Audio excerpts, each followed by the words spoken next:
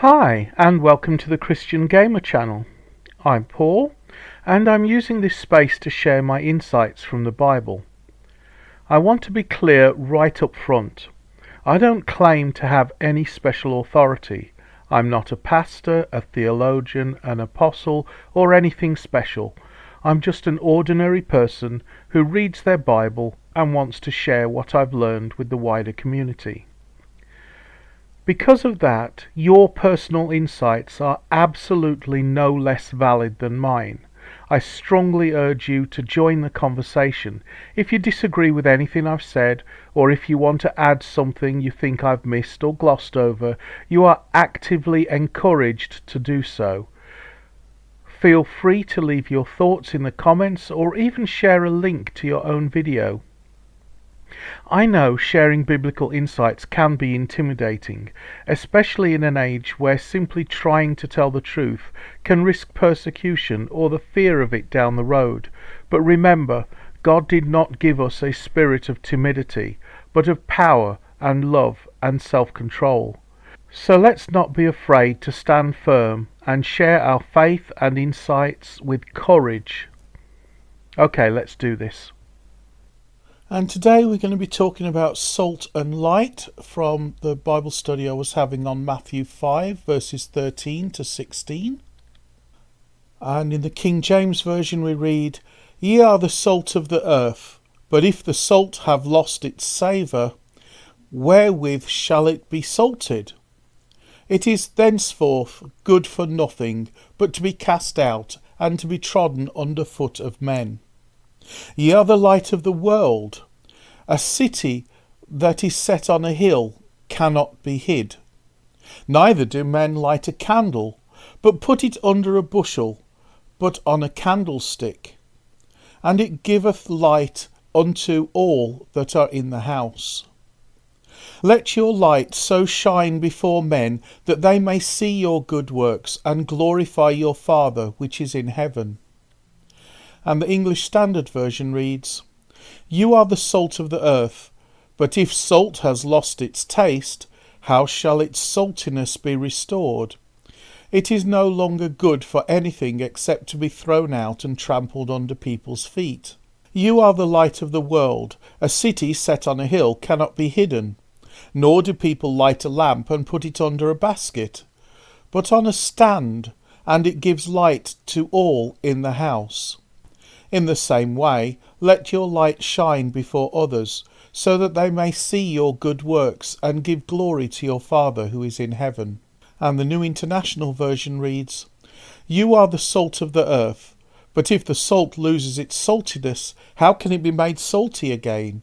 It is no longer good for anything except to be thrown out and trampled underfoot. You are the light of the world. A town built on a hill cannot be hidden. Neither do people light a lamp and put it under a bowl. Instead they put it on its stand, and it gives light to everyone in the house. In the same way, let your light shine before others, that they may see your good deeds and glorify your Father in heaven." So losing saltiness has always been a difficult passage for me to wrap my head around, and it is only recently I have come to appreciate it on another level. For most of my life I've struggled to understand this passage, because salt can't at any time cease to be salty. It is a very simple ionic molecule consisting of one sodium atom and one chlorine atom. In order for salt to stop being salty, we would have to split the molecule up into sodium metal and chlorine gas, perhaps by dissolving the salt in water and passing an electrical current through it. As the creator of heaven and earth, I would have thought Jesus would have understood this and used a better metaphor, especially since the better metaphor is given in the very next verse with the idea of a lamp under a bushel. Perhaps, though, that was the whole point. I've often thought that salt losing its saltiness, if such a thing were possible, would indeed have no purpose. Like dehydrated water, it's just absurd. Jesus could well have been tapping into that absurdity as a rhetorical device. Just as salt losing its saltiness is absurd, so a Christian not behaving in a Christ-like manner is just as absurd a notion as salt losing its saltiness. It's downright oxymoronic, and yet that's what we seem to do all too often. Just as unsalty salt is good for nothing, so an un-Christ-like Christian is good for nothing. And in the same way that unsalty salt can no longer be called salt, so we have to ask the uncomfortable question, can an un-Christ-like Christian still be called a Christian? This is how I have always viewed the passage.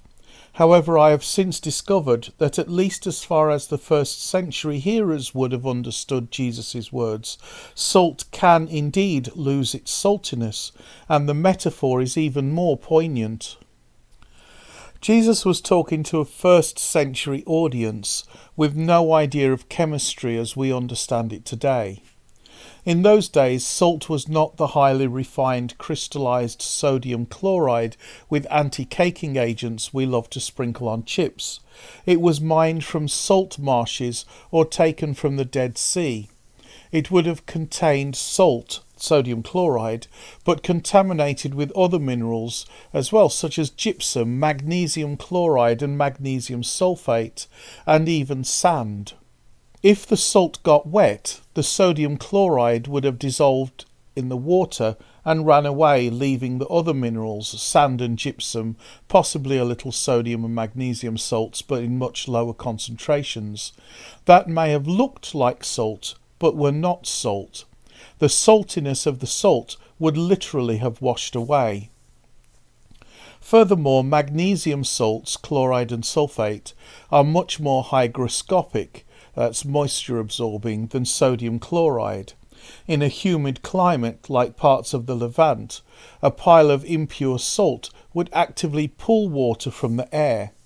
The sodium chloride would dissolve along with the magnesium salts and run off as brine, leaving behind a soggy, bitter sludge with traces of magnesium but mostly sand and gypsum that looked like salt but had a bitter aftertaste, a strong laxative effect, and could not be used to season or preserve food. This is why the metaphor is so biting. The salt hasn't just become weak, it has become a counterfeit. It keeps the appearance of being useful, white and crystalline, while actually being detrimental to the user. The unsalty salt, that is to say the toxic residue left over when the sodium chloride has leached away, was in fact mildly toxic and couldn't even be thrown out onto the field, as it would poison the plants, turning fertile soil into wasteland where nothing grew. In this way, un-Christ-like Christians poison the church, making the church unfruitful and preventing the church from fulfilling its purpose in the community. I have seen firsthand what happens when there are more religious hypocrites than Christians in a church. That which can be honestly called the kingdom of God sours into a shriveled up husk of what was once a living church until it is just another spiritually dead denomination. Since the toxic residue that looks like salt but isn't salt is toxic to plants, it can't be thrown out onto the field and can't be consumed as seasoning on food and can't be used as a preservative. The ancient people used to throw it on roads, where it would serve as a herbicide to keep the roads from becoming overgrown with weeds. Because this lost salt was essentially a mild toxin, it became the perfect tool for road maintenance. By throwing the salty, bitter residue onto the paths and courtyard tracks, people would keep those areas clear of weeds and grass. It acted as a first century roundup. When the residue mixed with the clay and dust of the road, it would dry into a hard, crusty surface. This made the path more durable and less muddy during the rainy season. The gritty sandy materials left behind, like gypsum and silicon dioxide, provided much needed grip for sandals and donkey hooves on slippery sloped paths. So when Jesus says the salt is good for nothing but to thrown out and trampled underfoot, he's describing a very specific social and physical reality. For a Jewish listener, salt was a holy substance used in every sacrifice at the temple. That's Leviticus 2:13. To see salt go from being a sacred preservative in the temple to being common gravel that people stepped on while trying to avoid the mud was a shocking image of falling from grace. In the ancient times, salt was a very important commodity. In fact, people were sometimes paid in salt. The Latin word for salt is sal, and from this Latin word we get the word salary. In saying we are the salt of the earth, Jesus is saying as Christians we are extremely valuable to the whole earth. Just as salt can be used as a seasoning to make food taste better, the Christian life of love and servitude makes life better for everyone else. Acting as a non-judgmental sounding board for people who know we don't engage in gossip or slander and who know we tell the truth. A person who can be relied on not to steal from them or harm them in any way. A person who will help them when they are in need. Furthermore, just as salt is antimicrobial, helping to preserve food, we too help preserve the world from moral decay, speaking out against injustice, helping the poor, standing up for the weak, preaching the gospel of grace, and showing kindness to strangers. In Matthew 5:13, Jesus' warning about salt losing its saltiness means that his followers, the salt of the earth, can become useless and ineffective if they lose their distinct moral influence, failing to season the world with righteousness and preserve it from spiritual decay, becoming indistinguishable from the world and a toxic influence on the church, fit only to be discarded. It's a call for us to live out our faith authentically, maintaining our positive impact, lest we become complacent and lose our purpose. It is also an exhortation to expel immoral members from the church, lest they lead others astray. You can look at 1 Corinthians 5 verses 1-5 about that. Jesus goes on to describe Christians as a light to the world. People have mixed feelings about the light. On the one hand, light represents safety. It allows people to see where they are going and helps them to avoid danger. This is why we have street lights to make the road safer for people. Not only do the illumination from the lights prevent people from stumbling over obstacles, but it makes it harder for criminals to hide in the shadows. On the other hand, people who are planning to do shameful or criminal deeds hate the light and crave the darkness, so they can hide what they are doing. And John 1:5 says in the King James Version, "And the light shineth in darkness, and the darkness comprehended it not." And the English Standard Version, "The light shines in the darkness, and the darkness has not overcome it." And the New International Version reads, "The light shines in the darkness, and the darkness has not overcome it." And the Stephanus New Testament 1550, "Cato phos en te Scotia, phene ke he Scotia auto u kataleben." And kataleben is the key word here. The Greek word katalebano is a compound of kata, down or against, and lambano, to take or seize. Literally, it means to lay hold of something. In ancient Greek, this laying hold worked in two ways. Physically or hostilely, to seize, overtake or overpower, like an army capturing a city. Or mentally or intellectually, to grasp with the mind, perceive or understand, like catching the meaning of a joke. Now in this verse it's best to read both words, as the Greek conveys several meanings. In other words, the darkness has neither comprehended nor overpowered the light. Many scholars believe John chose this specific word on purpose because it allows for a broad range of meanings simultaneously. By using catalambano, John suggests that the darkness cannot get a grip on the light. It can't understand it, it hasn't laid claim to it, it hasn't attained it, and it certainly can't defeat it. Even when the darkness tried to seize Jesus at the cross, it could not hold him. Now, a little while ago I drew the insight from a modern misunderstanding of salt losing its saltiness, but that understanding is well placed here, as Jesus himself is pointing out the absurdity of lighting a lamp and hiding it under a bushel or bucket. I mean, what's the point? In the same way, what is the point of calling yourself a Christian if you are not going to be like Christ? An unchristlike Christian is an oxymoron. It's as absurd as lighting a lamp and hiding it under a bucket.